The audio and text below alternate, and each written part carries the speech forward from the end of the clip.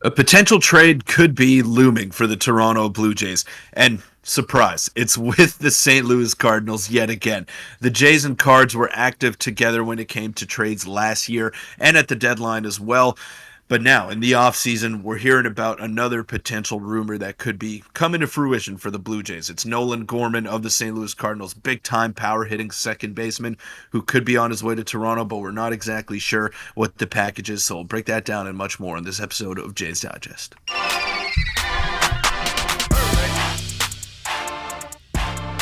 What's up, Jays fans? I'm your host, Peter Vryonis, alongside host Nick Gosse. Now, the offseason is in full swing. I know those GM meetings got canceled because of a virus that was going around, but before we get into this video, I want to let you know that this is sponsored by Rentals.ca, and if you didn't know, Rentals.ca is Canada's largest apartment hunting network, and if it's time to make a move in your life, because we know that the Jays are trying to make moves, and they're being very aggressive in their pursuit of free agents as well. Jays fans have been clamoring for moves. They're clamoring for trades, free agent signings, and everything. They want changes heading into the season. So if it's time for a change in your life, if it's time for a big time move, use rentals.ca because they're available countrywide. It's super easy to use the website. I mean, you could pinpoint exactly where you want to live and the area that you're looking to buy in. So it's just very simple and easy to use as a website. It's helped us both out a ton, Nick, and rentals.ca. If it's time to make a move, use them. Yeah, you've seen it in every video we've made with them. We both have experience with them, so it's something we can both vouch for. So check them out in the pinned comment and the description as well. And thank you to Rentals.ca for sponsoring this video and continuing to support us. All right, let's get into the video today, Peter. But a quick reminder to hit the subscribe button. We're very, very close to 10,000 subscribers, so I'm going to harp on this for today. 73% of you guys are not subscribed, so go down and check, and it would mean a lot to us. We have a lot to get into, Peter. Let's get into the first screenshot. This dropped from Ben Nicholson-Smith. And although the meetings were canceled, like you said, Ben Nicholson-Smith has been on a bit of a heater. He's been throwing rumors around nonstop, and this was the biggest one of the past couple days. You've been reading it while I've been talking now. Essentially, to put it into, summarization here, the Blue Jays are checking in the trade market specifically, and at the bottom, Toronto has also checked on outfielders with the Reds and Cardinals as teams to watch on that front. And if you read the first sentence there, they can explore the trade market. And essentially, if you've been, reading what they said, the trade market is an area where the Blue Jays are going to be most active compared to maybe the free agency market. And Peter, this does make a fair bit of sense, especially given the fact that the free agency market's not the best this year. Obviously, there's a couple huge names. Shohei Ohtani is the best name that I've ever seen in my lifetime on the free agency market. But the trade market is the place to be, and the Cardinals are linked to the Jays once again. Surprise, surprise. Yeah, I mean, it seems like an ideal trade partner at this point, and they have like differing strengths, which is good, which is why they do match up with these deals so often. The Cardinals have a good lineup, and they have a lot of young hitters that could be attractive to those teams that are looking to beef up their lineup. And the Blue Jays' strength is their pitching. They have guys that they can offload. They have a lot of depth in that starting rotation that they can look to upgrade in other areas. So Nolan Gorman has been a name that has been brought up quite a bit. Dylan Carlson as well. Tyler O'Neill, Canadian, is a guy that the Blue Jays may be looking to bring home. There's a lot of guys on St. Louis that can be of use to the Toronto Blue Jays, and they're not ready to pack it in quite yet. I know they had a very bad season last year. They didn't make the playoffs, and they have a couple of monster contracts in Paul Goldschmidt and Nolan Arenado, and they believe that their window is still open, whether you believe it or not. They do, so they're looking to be aggressive in their pursuit of starting pitching because that was obviously their biggest weakness last season, and they weren't able to get over the hump just because they didn't have the arms to do so. So they traded Jordan Hicks at the deadline.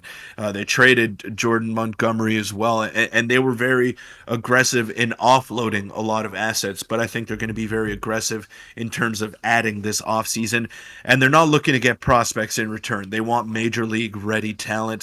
So whether it's Alec Manoa, whether it's a Yusei Kikuchi type of package, then that's what they're going to be looking for. They don't want Yosver Zulueta. They don't want guys that are going to be rotting away in the minor leagues this year. They want to add to this current team that they have, and they have the hitters to go ahead and upgrade their pitching staff. Yeah, you made a good point there. And Jordan Hicks, we just made a trade with them last trade deadline, along with being linked with them this time last year. And Peter, the guy who broke the George Springer news back in 2021, had this to say, and it's very, very interesting. He said, I wonder if the Jays and Cardinals could line up on a deal involving Gorman and Monoa. Obviously, Gorman is a great fit with the power he possesses, could spend a lot of time at DH and third base. And obviously, the Cardinals will get the upside with Monoa. But then the question comes is how much Manoa's value really is, whether he has less value than we think. We don't really know that because we're not in the minds of these GMs. We can assume that Monoa has an okay amount of value. He obviously had a horrible year last year, but if I'm the Cardinals, I don't know if I'm trading Gorman for Monoa, but the upside you get with Monoa is you have a potential ace, albeit he was not very, very good last year at all, but we've already seen the work he's put in this offseason,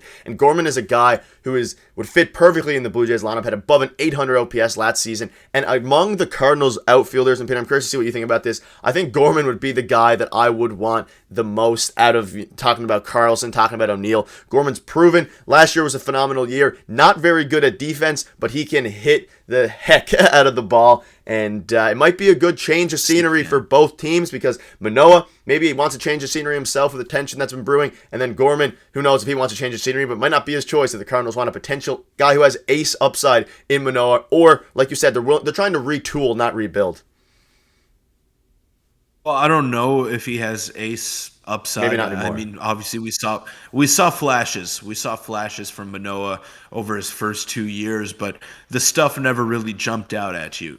A guy that you're trading for who you believe to be is an ace throws about 97, 98 miles an hour with devastating breaking stuff. Manoa doesn't have that, but he does compete his butt off, and he does have that mentality that you'd like to see out of a starting pitcher. I think his value is a lot lower than Nolan Gorman's is right now, but the one advantage that the Blue Jays have is that there are so many options in St. Louis to play the infield. Brandon Donovan can play all around the diamond. Obviously, they have Nolan Arenado locked in at third base.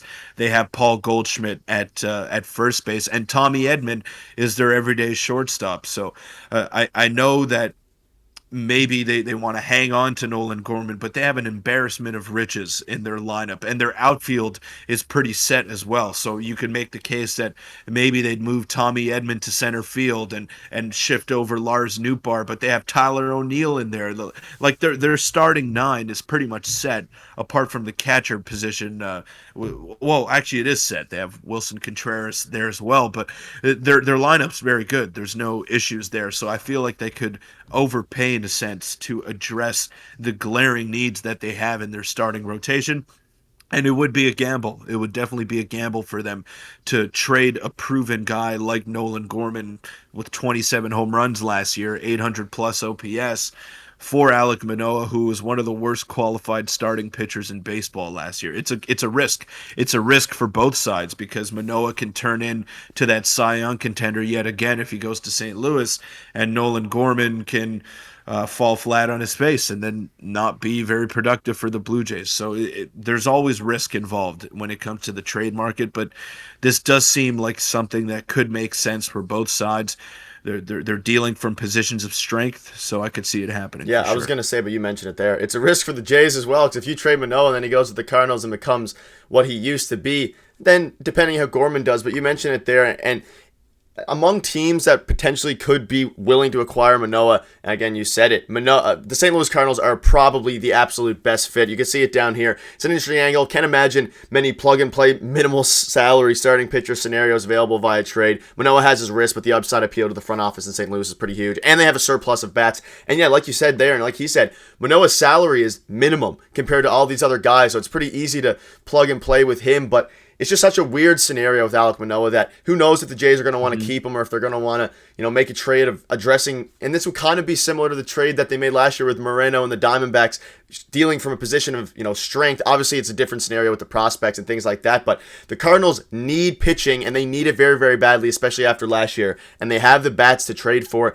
a pitcher, or maybe they pivot and trade for a guy like Yusei Kikuchi if they want more proven starting pitching with less upside. Who knows? But any final thoughts on this before we wrap up? Suarez is a guy we discussed yesterday who could potentially be a trade, but I'm more interested in the Nolan Gorman type who would make a severe impact. Just look at those baseball savant stats. They're wild.